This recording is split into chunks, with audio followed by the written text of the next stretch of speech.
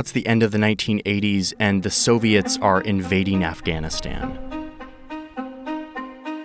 and are meeting resistance from a bunch of fighters from all over the world who have come to Afghanistan to fight back against the Soviet occupation, many of them with fundamentalist religious motivations. But the US doesn't care about their motivation.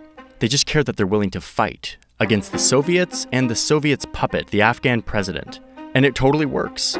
With the help of the US, these fighters push the Soviets back and successfully run the Afghan president out of office. And as he's being run out of office, he forebodingly warns the Americans that if they leave Afghanistan in the hands of these fighters, that it would, quote, be turned into a center for terrorism.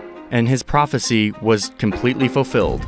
Those US-funded fighters were people whose names we know today.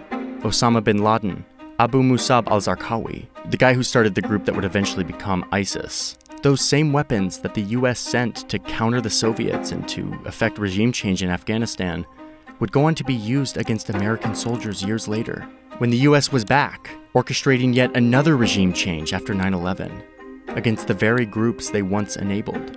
The US would eventually leave Afghanistan, only to find the country immediately falling back into Taliban rule.